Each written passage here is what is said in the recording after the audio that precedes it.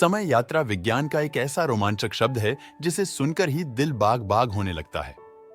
मन में बहुत सारे सपने जन्म लेने लगते हैं और समय यात्रा को और ज्यादा रोमांचक तो फिल्म इंडस्ट्री ने बना ही दिया है, जहां लेखक की कल्पनाओं ने उड़ान भरते हुए न जाने कैसे कैसे सपने दर्शकों को दिखाए हैं। यही कारण है कि समय यात्रा यानी कि टाइम ट्रेवल का नाम सुनते ही कोई दुखी व्यक्ति फिर से अपने बचपन में लौट जाने के सपने देखता है।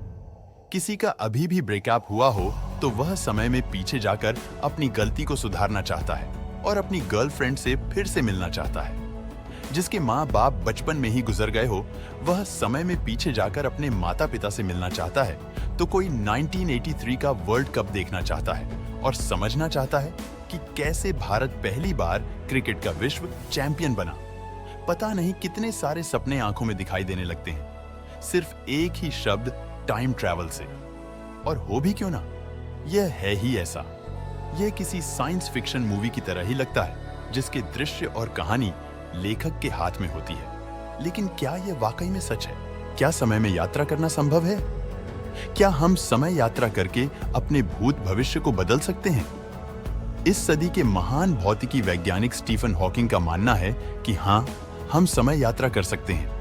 उनका मानना है कि यह ठीक ऐसा ही है जैसे कि किसी बस में ट्रैवल करना। इस भौतिक संसार में दिखाई देने वाली हर चीज के 3 आयाम होते हैं। यहाँ दिखाई देने वाली हर चीज, यहाँ तक कि हमारे भी 3 आयाम होते हैं और उन्हीं आयामों के कारण हम इसे 3D वर्ल्ड कहते हैं। वे 3 आयाम हैं लंबाई, चौड़ाई, ऊंचाई। दिखाई देने वाली हर चीज की 3 लंबाई होती है। हर चीज की 3 लंबाई हमें दिखाई देती है, लेकिन इसके अलावा एक लंबाई और होती है जो हमें दिखाई देती है, लेकिन हम उसे कम महत्व देते हैं। किसी भी वस्तु की लंबाई, चौड़ाई और ऊंचाई के अलावा समय नाम की लंबाई और होती है।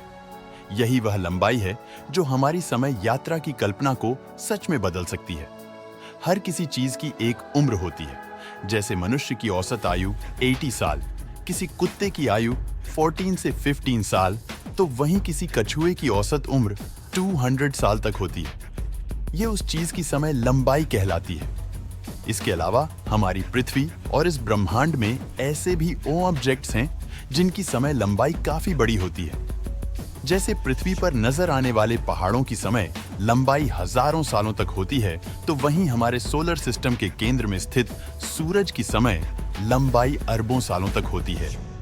अब हम समय लंबाई यानी किसी भी चीज के चौथे आयाम के बारे में समझ तो गए हैं, लेकिन अब सवाल यह है कि यह चौथा आयाम यानी कि समय की लंबाई पृथ्वी पर या हमारे दैनिक जीवन में भी होती है या नहीं। तो इसे आप एक साधारण से उदाहरण से समझ सकते हैं। मान लीजिए आप कहीं पैदल जा रहे हैं। जिस रास्ते पर आप पैदल जा रहे हैं उसका रास्ता सीधा है। इससे आपको एक आयाम यानी लंबाई मिलती है।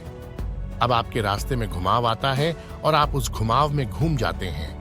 अब आपकी यात्रा में एक आयाम और जुड़ गया है जिसे चौड़ाई कहते हैं। तो लगातार चलते चलते आपका रास्ता अब पहाड़ों से होकर जाता है।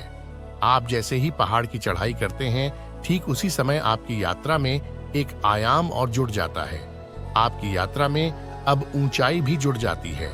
तो अब हमारी यात्रा इन्हीं 3 आयामों में ही पूरी हो जाती है। अब समस्या यह है कि हम समय यात्रा की लंबाई में यात्रा कैसे करें? कैसे हम पृथ्वी पर ही उस चौथे आयाम या फिर चौथी लंबाई के पार जाएं? इसके साथ एक सवाल और उठता है कि चौथा आयाम किस तरह से हमारी समय यात्रा में सहायता कर सकता है? क्या यह समय लंबाई हमारे लिए भविष्य के दरवाजे खोल सकती है? तो इसका जवाब है हाँ। इस समय लंबाई में ही छिपा है हमारे भविष्य में जाने का रास्ता। आपने टाइम ट्रैवल से जुड़ी बहुत सारी मूवीज देखी होंगी और उन्हें देखकर सोचा भी होगा कि यह तो काफी आसान है। आपने जब मूवी देखी होगी तब एक बात पर तो जरूर से गौर किया होगा कि यह यात्रा करने के लिए टाइम ट्रैवल मशीन होती है, जिसमें मूवी का नायक समय यात्रा करता है। जब मूवी में दिखाई जाने वाली मशीन को शुरू किया जाता है, तब उस मशीन के कारण एक सुरंग सी बन जाती है और उस सुरंग में आपकी फिल्म का नायक बिना यह सोचे कि वह कहाँ जा रहा है, उसके अंदर चला जाता है और अगले ही पल वह दूसरी दुनिया में होता है।